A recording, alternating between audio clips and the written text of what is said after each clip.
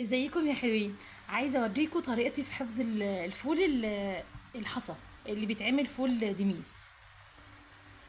بصوا الازاز دي لما كنا بنجيبها، يعني قبل ما نبطل نجيبها، بنجيبها وبعد ما نستخدمها بنغسلها كويس ونحطها في الشمس، نقلبها كده تطلع في الشمس هي والغطا بتكون مفتوحه، ونسيبها لعند ما تنشف. وبعد كده بقى بناخد الفول بتاعنا نحطه في الشمس. بس يا كوكا ارجعي ورا. نحطه في الشمس بقى وايه، ويا دوبك يفضل ساعتين ثلاثه كده، وبعد كده ندخله هنا في الازازه دي ونقفلها كويس. نفضل بقى نعمل فيها كده كده لعند ما نخليش اي فراغ خالص في الازازه. تعملي ايه يا مسوكه؟ انتي تعملي ايه دي؟ هي كل حاجه مسوكه لازم تعلم عليها يا جماعه. المهم نرجع بقى للفول.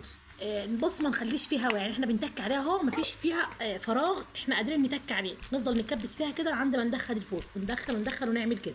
دلوقتي بقى هنطلع عشان نستخدم الفول. بسم الله. من جمودية الغطا واحنا قافلينه مش عارفين نفتحه. بسم الله اهو. سمعت صوت زي فوران كده، زي بتاع الحاجة الساعة لما بنجيبها. نحاول بقى نفضي. بسم الله. بس يا مسوكة.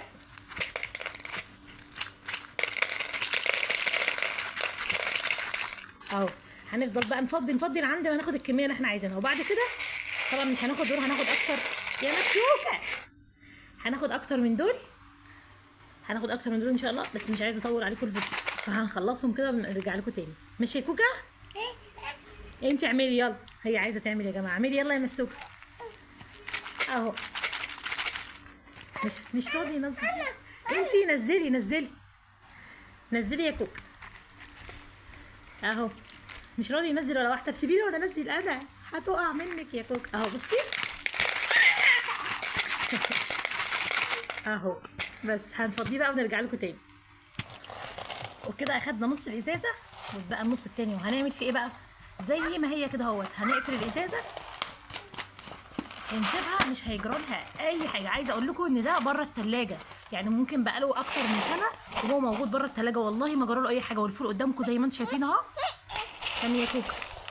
والفول اهو زي ما انتم قدامكم. والله والله بقول لكم ده اكتر من سنه محفوظ كده، بيفضل ممكن سنتين ثلاثه كمان. الحق بقى الم الفول اللي مسوكه عملته ده اهو، وارجع اقول لكم هنعمل ده ازاي.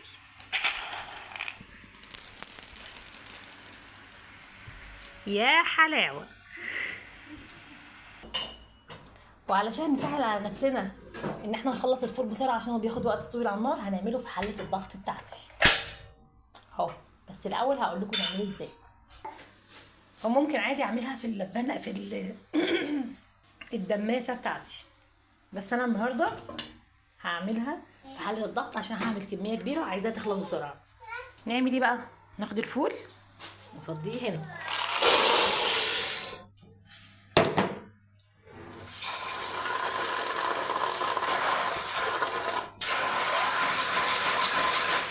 ونغسله ونصفيه ونحط عليه ميه ونسيبه منقوع اهو. نسيبه بقى ممكن من بالليل لتاني يوم الصبح، ونستخدمه تاني يوم الصبح عادي.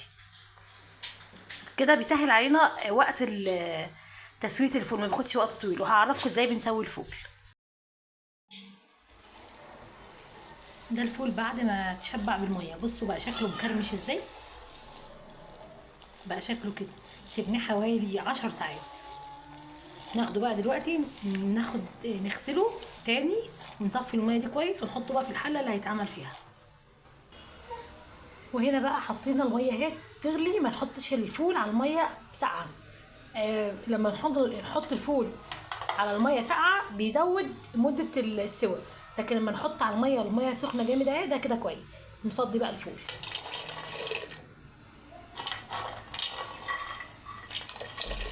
ونشوف هنضيف عليه تاني. كده بعد ما حطينا الفول في الحل، دلوقتي بقى هنحط الاضافات عباره عن عدس ورز وفول مدشوش. عموما اي حد بيحط واحد، بس انا بقى بحط الثلاثه. هو فرح بنت العمده بنحط الثلاث حاجات ونشوف هيطلع ايه. انا وانتوا بقى ونشوف النظام في الاخر هيبقى ايه. غسلناهم بقى، هنضيف كل دول.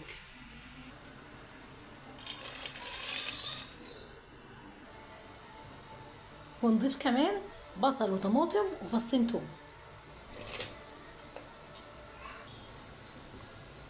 وكمان نص معلقه من كربونات الصوديوم او الكربوناتو، بتسهل عمليه التسويه، بتخلي الفول يتعمل بسرعه.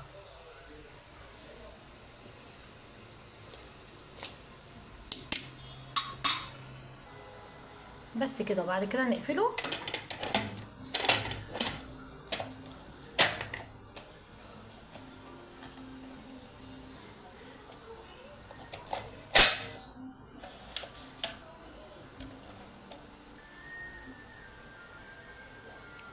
ونظبط بقى التايمر على 30 دقيقة، لا نخليها ساعة لأن الفول بياخد وقت طويل.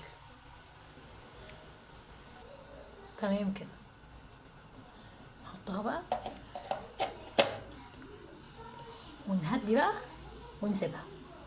أنا عايزة الفول يبقى زبدة، عشان كده طولت مدة التسوية بتاعة الفول. نرجع بقى بعد ساعة ونشوف الوضع ايه. ودلوقتي بقى الوقت عدى خلاص، والفول إلى حد ما برد شوية، هو لسه دافي، فهنفتح كده ونشوف. بسم الله بسم الله بسم الله. بصوا، بسم الله. واو، الريحة تجنن. شفتوا الفول؟ اكيد باين لكم ان هو مستوي جامد اهو. شايفين؟ احلى فول ما شاء الله. هنعمل ايه بقى؟ هنسيبه لما يبرد خالص، ونقوم جايبين لما يبرد نشيل الوش ده كله بالفول ده، نحطه في طبق ونحط عليه شوية زيت وشوية ملح وكمون وناكله كده. الباقي بقى اللي هيبقى تحت ده هيبقى لونه، بصوا لونه عامل ازاي اللي تحت اهو. نحطه بقى في اكياس على قد ما هنحتاج ونعينه في الفريزر، ونطلع منه بقى وناكل بألف هنا. شفتوا؟ ريحته جميلة.